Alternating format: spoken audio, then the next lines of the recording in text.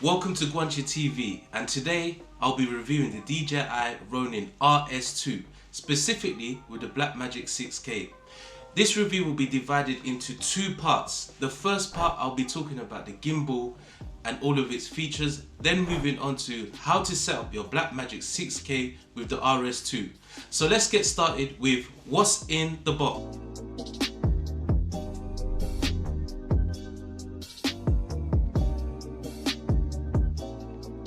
Those that are familiar with the Ronin-S would know of the grey bulky box that they used to have, and now the RS2 comes with this sleek carrying case that makes it very easy to organize all of your accessories and the gimbal.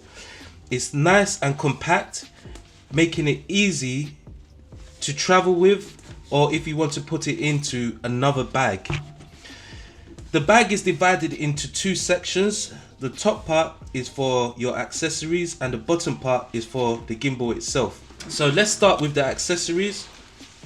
When we open the case, we are provided with a new modified battery grip that is lighter in weight, that still holds the same amount of battery life with the option of fast charging.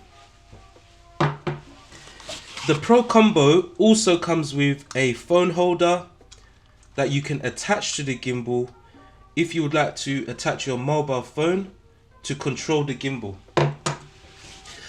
It also comes with a new modified base plate that has been installed with the addition of teeth.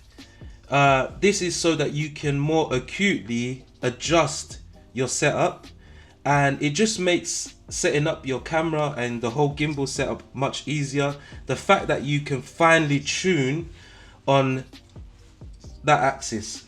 This is the base plate, and then you also have the tripod base, which has also been modified.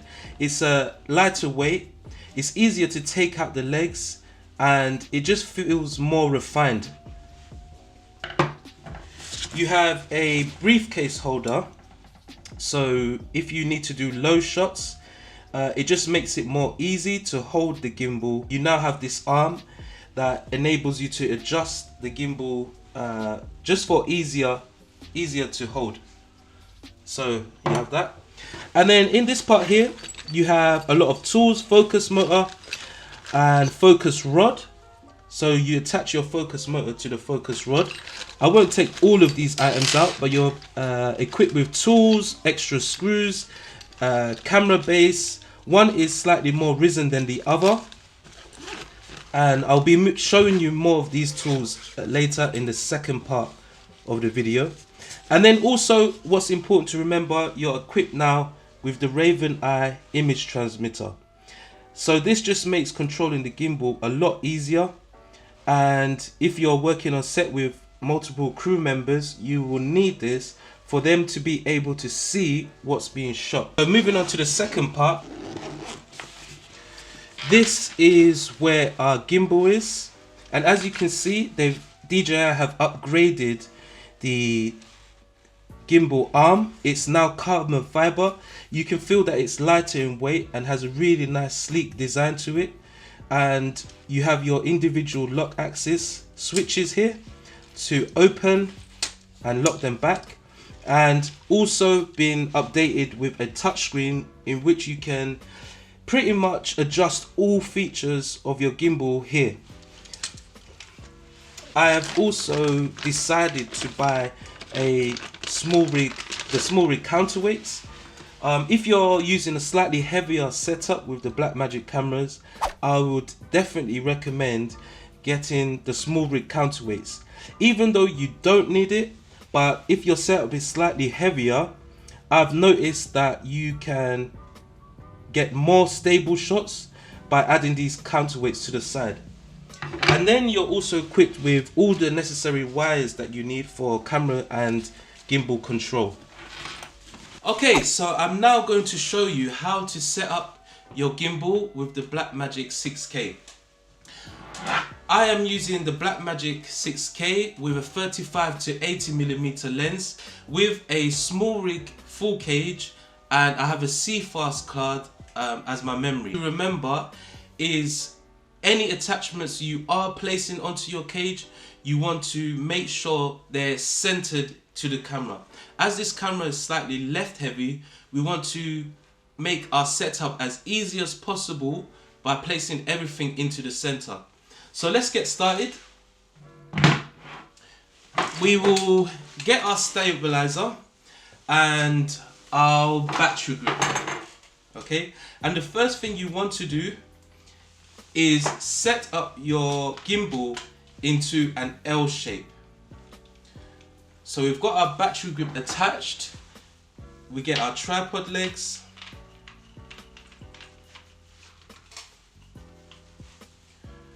And we've got our gimbal almost there, okay? Then we want to release the axis.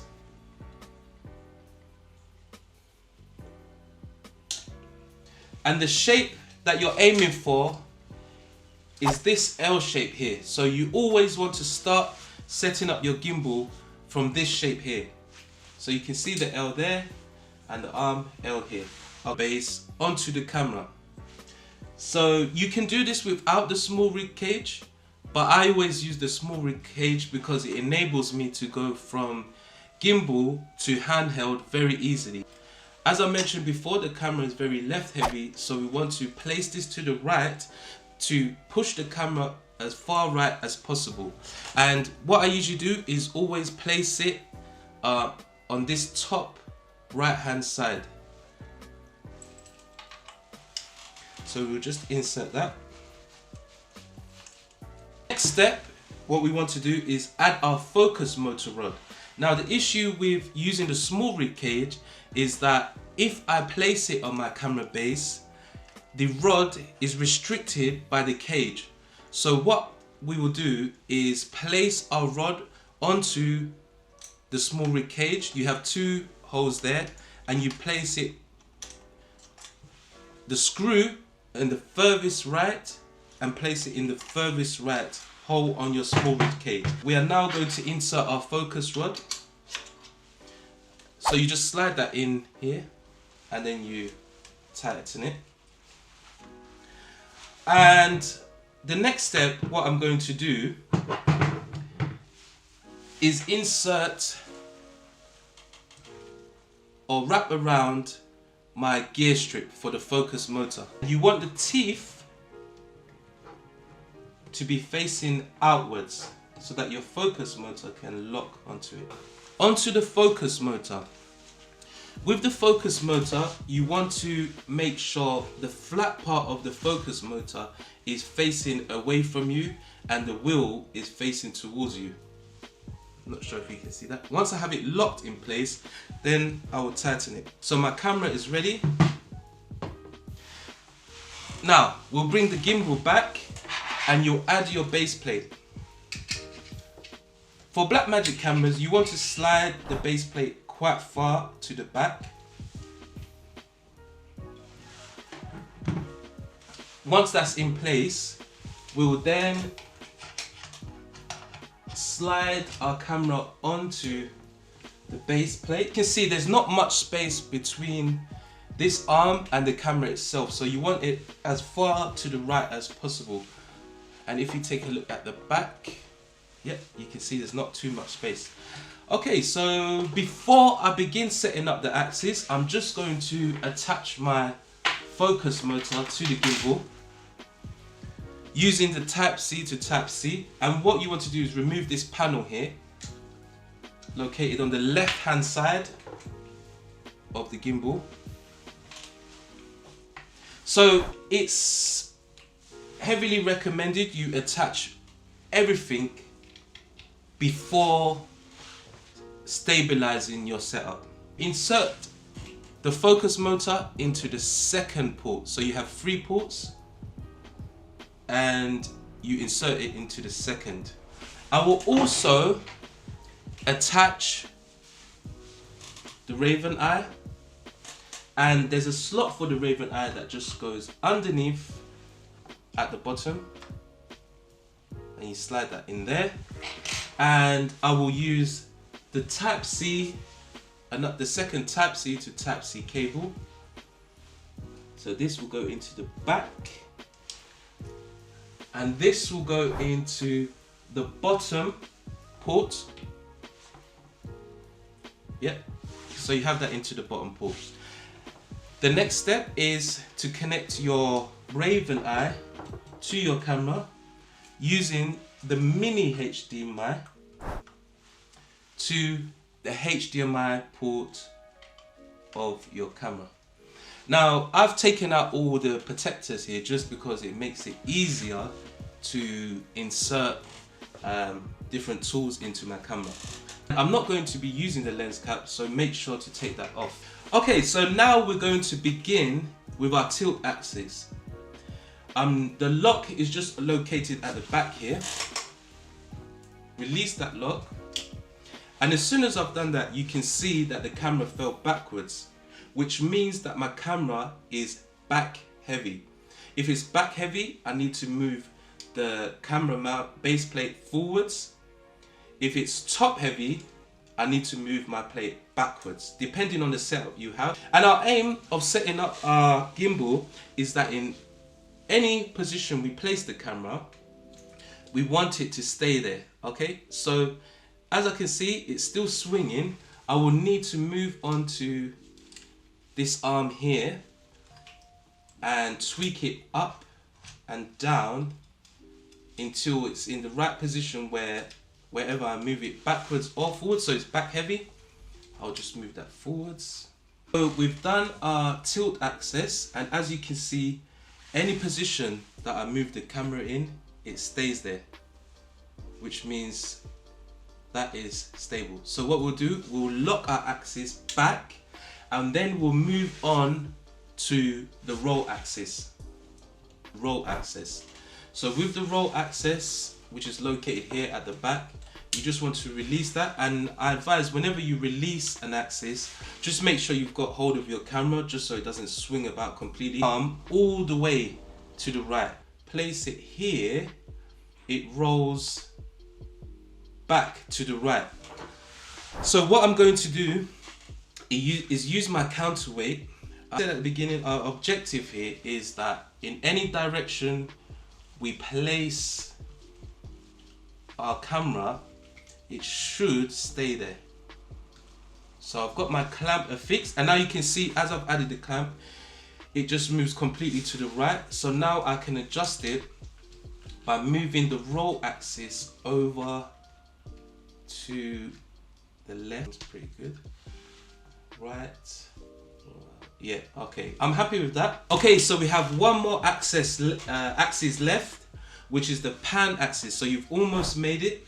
Now with the pan axis unlocked, we're trying to understand if the right side or the left side is too heavy. Okay, so what we want the gimbal to do is counterbalance whenever we are panning, to make sure we're getting smooth shots, that the camera is panning smoothly, is to place the gimbal onto my lap like so, and if it's moving forwards, then the camera is left side heavy. I will need to move the pan arm, which is here, backwards. If it's moving left, then it's right side heavy, and I will need to move it forward. So I'll just place it onto my lap like so. Perfect. Okay, so once that's done, I can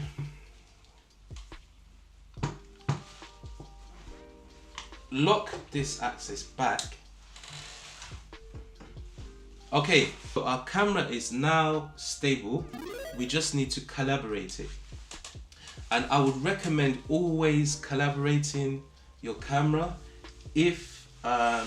before you start using your gimbal.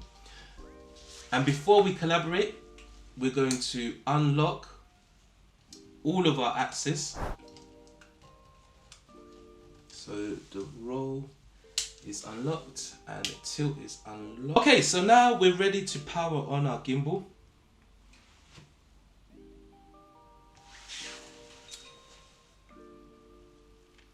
And you go into your gimbal and you can connect it to your phone,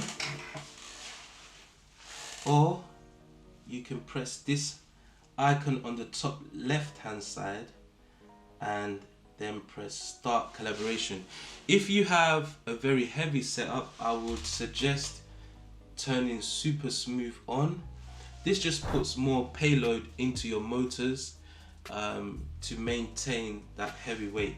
But where my setup is very light, I won't do that. Now, all you need to do to set up your RavenEye image transmission is connect to your Wi-Fi, go into the DJI app and connect to the RavenEye. And once you've done that and you see a green LED light, that means you're connected. And then you can go into controlling the camera from your phone. If you want to set up a tracking target, you can do that as well. And you can pretty much change all of the settings there, which is a really nice feature. If you would like to put your gimbal into briefcase mode, all you need to do is attach the arm here